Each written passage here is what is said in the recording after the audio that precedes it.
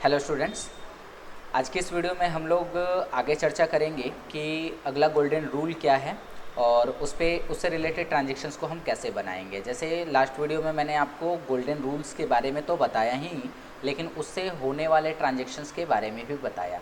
जैसे last video में मैंने आपको बताया है कि किस तरीके से आप पर्सनल और पर्सनल के बीच में होने वाले ट्रांजेक्शन को परफॉर्म करेंगे। ठीक है, तो अगर वो वीडियो आपने नहीं देखी है तो प्लीज़ पहले उस वीडियो को देख लीजिए, फिर आप इस वीडियो में आगे कंटिन्यू करें। इस वीडियो में हम लोग बात करने वाले हैं, इस वीडियो में हम लोग पर्सनल से रियल अकाउंट के बीच में होने वाले ट्रांजैक्शन की बात करने वाले हैं। अब अगर आप देखो ध्यान से तो आपको यहाँ दो अलग अलग अकाउंट दिख रहे होंगे, एक जिसमें पहला खाता पर्सनल होगा और दूसरा रियल होगा।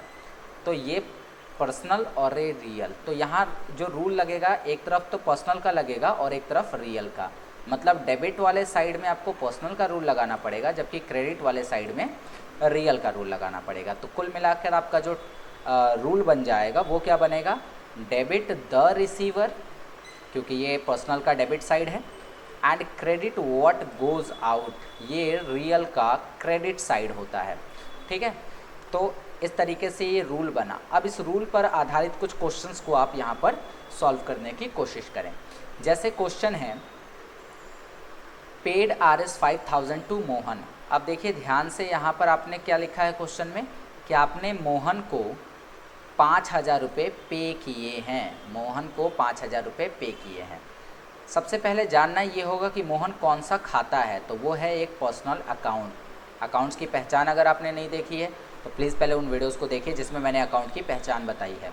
तो मोहन एक पर्सनल अकाउंट है और दूसरा अकाउंट हमारे पास बनेगा कैश का, जो कि एक रियल अकाउंट होगा।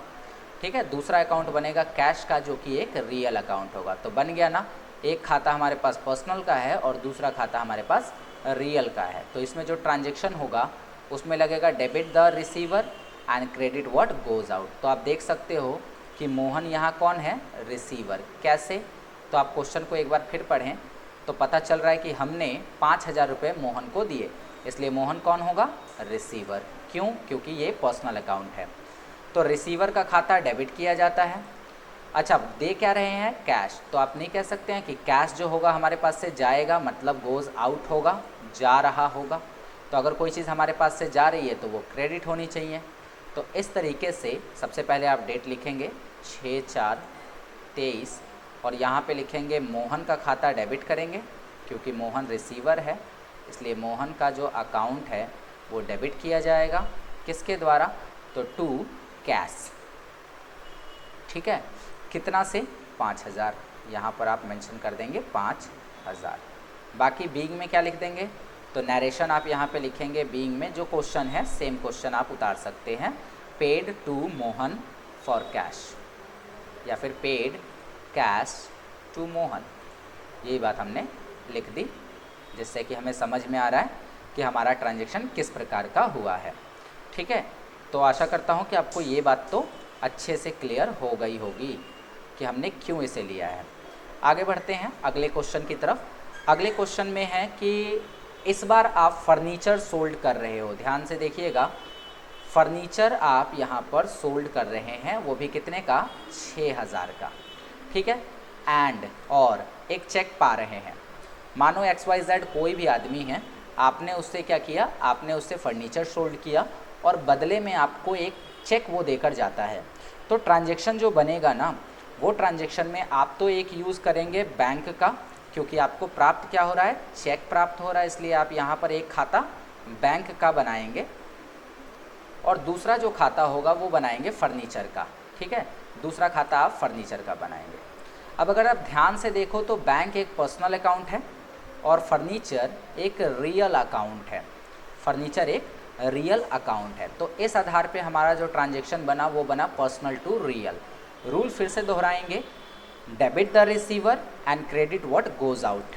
तो डेबिट द रिसीवर यानी बैंक हमारा रिसीवर है, इसलिए क्या बना देंगे इसको, बैंक का अकाउंट डेबिट करेंगे। रिसीवर कैसे है, तो रिसीवर क्योंकि जो चेक आपको मिल रहा है वो आप ले जाके कहाँ दे रहे हो, बैंक में, तो रिसीवर का अकाउंट डेबिट हो गया। और क्रेडिट व्हाट गोज़ आउट, जो जा रहा है उसको क्रेडिट करो। तो फर्नीचर हमारे पास से जा रहा है, इसलिए फर्नीचर को हम क्या कर देंगे, फर्नीचर को हम क्रेडिट कर देंगे। है ना। बाकी अमाउंट यहाँ पर आप डाल देंगे 6000 एंड 6000, बाकी बीइंग में अपना क्वेश्चन डाल देंगे।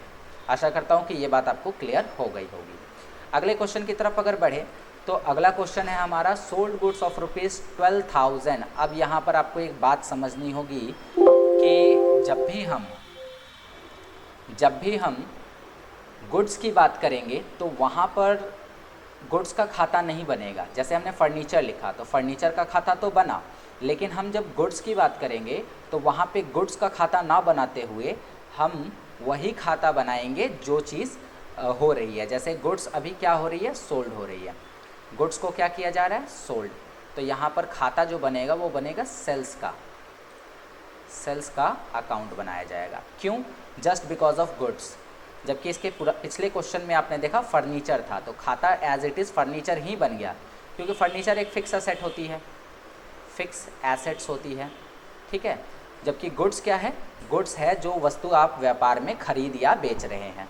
तो इसलिए याद रखना, गुड्स के केस में आप गुड्स का खाता नहीं बनाते हैं, बल्कि उसका बनाते हैं जो वो हो रहा है। अगर सेल हो रहा है तो सेल्स का, अगर परचेज़ हो रहा है तो परचेज़ का।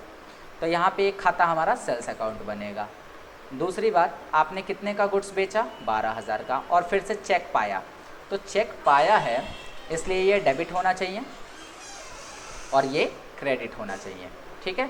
डेबिट द रिसीवर, बैंक बनेगा ना, यहाँ पे बैंक बनेगा, ठीक है। तो debit the receiver and credit what goes out, credit what goes out. तो यहाँ पर क्या बनेगा, बैंक का खाता डेबिट बनेगा, बैंक का अकाउंट डेबिट होगा, किसके द्वारा, सेल्स के द्वारा, ठीक है, सेल्स अकाउंट के द्वारा। कितना, 12,000 वो लिख देंगे, और यहाँ भी क्या लिख देंगे, 12,000। उम्मीद करता हूँ कि आपको ये सारी चीज़ें क्लियरली समझ में आ रही है। यहाँ डेट मेंशन करते हैं, आपको ये सारी चीज़ें क्लियरली समझ में आ रही है। एक और क्वेश्चन है, इसको भी हम देख लेते हैं, ये भी पर्सनल और रियल पे ही है। इस क्वेश्चन में है कि डिपॉजिट किया आपने 8,000 रुपये बैंक में, तो ध्यान से देखना, यहाँ डिपॉजिट का खाता नहीं बना सकते। आपने डिपॉजिट क्या किया बैंक में, तो आप कहेंगे कि हमने डिपॉजिट कैश किया होगा। तो यहाँ एक खाता कैश बनेगा, दूसरा बैंक बनेगा। अब सोचो कि जो खाता पर्सनल है और रियल है ये कैश, तो पर्सनल रिसीवर हो रहा है क्योंकि बैंक हमारा क्या है, रिसीवर, और कैश हमारे पास से जा रहे हैं इसलिए हम कहेंगे इसे गोज़ आउट, ठीक है। According to rule debit the receiver and credit what goes out. तो जो रिसीवर है यानी कि बैंक हमारा रिसीवर है, इसलिए बैंक का खाता क्या हो जाएगा, बैंक का अकाउंट डेबिट हो जाएगा, जबकि कैश हमारा जा रहा है इसलिए कैश का खाता क्रेडिट होगा। अच्छा, एक बात और, अगर आपने यहाँ पर 2 लिख दिया है तो क्रेडिट लिखने की आवश्यकता नहीं होती, ठीक है। तो अगर आपने 2 लिख दिया है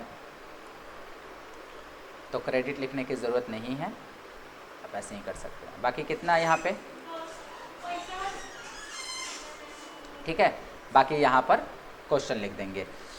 अब इसके बाद में हम क्या करेंगे, अगला क्वेश्चन देखते हैं। एक और क्वेश्चन है, गिव RS 4,000 टू मनोज को 4,000 रुपये दिए गए, ठीक है। तो यहाँ पे मनोज का खाता डेबिट होगा क्योंकि रिसीवर है ये, और 4,000 रुपये कैश जा रहे हैं इसलिए गिवर, ठीक है। तो यहाँ बनाएंगे आप क्या, मनोज का अकाउंट डेबिट टू कैश